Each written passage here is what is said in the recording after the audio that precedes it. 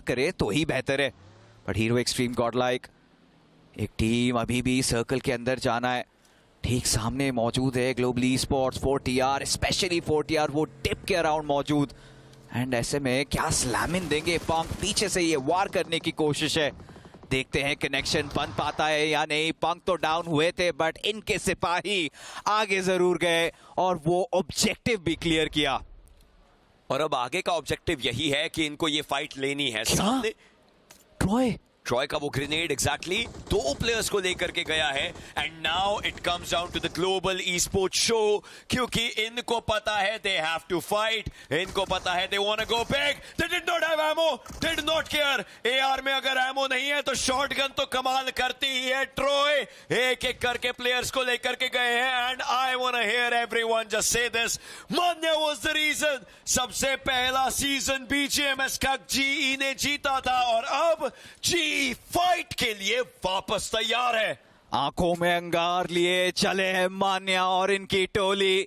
चाहते हैं इस गेम में चिकन डिनर हासिल करें और बीजेएमएस में अपना डोमिनेशन दिखाएं। जीडीआर काफी क्लोज है और ठीक बगल में एक और टीम मौजूद है। भूलिए ना सेंसे अभी भी सांसें ले रहे हैं।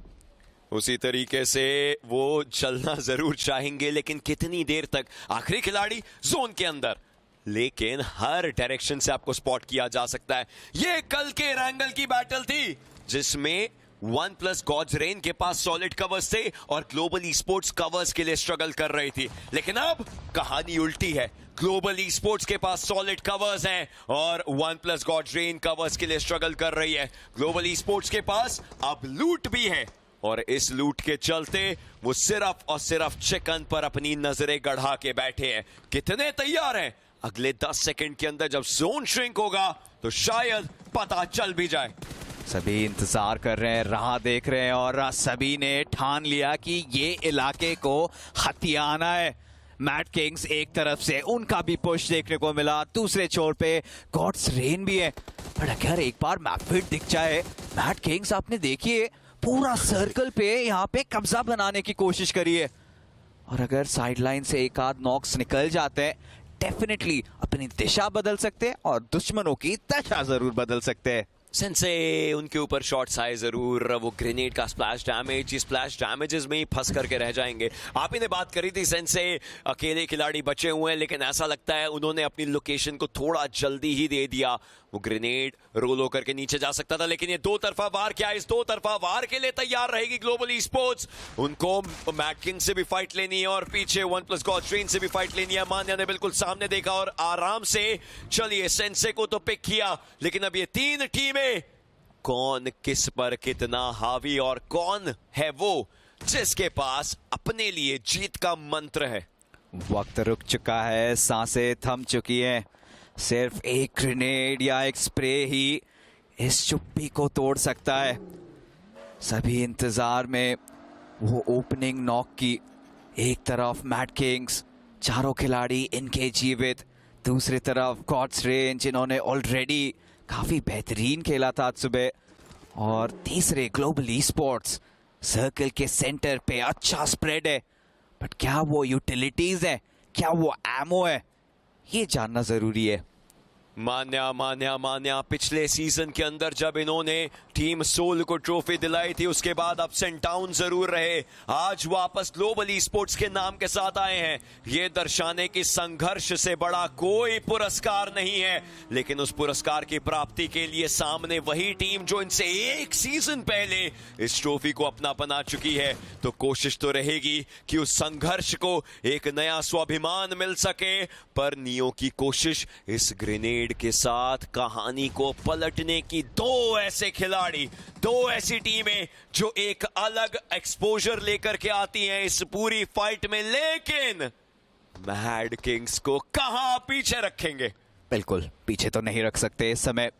अब बस बात है कि पहले कौन शॉट्स लेंगे। और ये देखिए क्लच कॉर्ड, ये वो ओपनिंग नॉक पे निकाल चुके हैं। डेल्टा काफी करीब है, शॉटगन पे स्विच किया, शॉट्स लिया, रिपोजिशन किया, जहां पे एक पलटवार ग्रेनेड से आया, बट निंजू का साथ भी आया। साथ कुछ इस प्रकार आया कि यहाँ पे गॉड्स रेन पूरी तरीके से खत्म हो गई।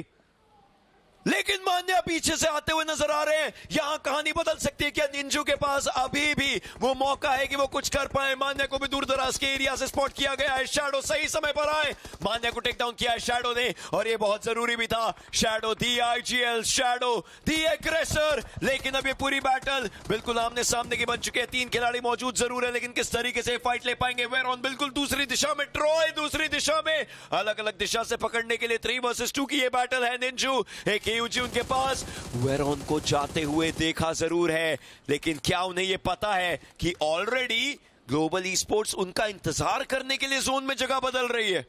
और अब देखिए, ये तो छल कपट का खेल चल रहा है, आंख में चोली का खेल चल रहा है। एक तरफ ट्रॉय, दूसरी तरफ वेरॉन, ये छिपे हुए हैं, पोजीशन रिवील नहीं है। किसी को तो शोर शराबा करना पड़ेगा। पूरा ध्यान अपने तरफ केंद्रित कर रहे हैं ट्रॉय। ऐसे में अगर मैट किंग्स इनके ऊपर हावी हो जाते हैं और वेरॉन वो आखिरी फिनिशेस निकालते हैं, चलिए सही चाल चलिए। अपोलो काफी ओपन में और बैरली वो शॉट मिस हुआ। उस पत्थर का सही जगह पर आ जाना, ये पूरी कहानी पलट सकता है। ट्रॉय की एचपी काफी ज्यादा कम है, हील करने का समय मिलेगा नहीं अपोलो। उनके तो शॉटगन के बस पैलेट से भी डैमेज पड़ा है। अब वेरॉन आखिरी खिलाड़ी अपनी वेरॉन के पीछे कितनी देर तक रह पाएंगे?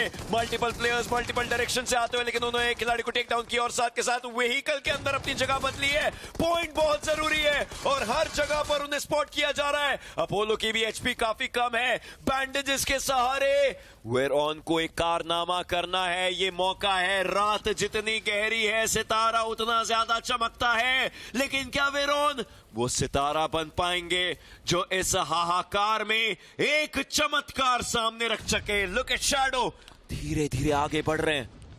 वेरॉन बैंडेजेस मात्र 5-6 होंगे और अब तो उसको भी लगाना पड़ेगा।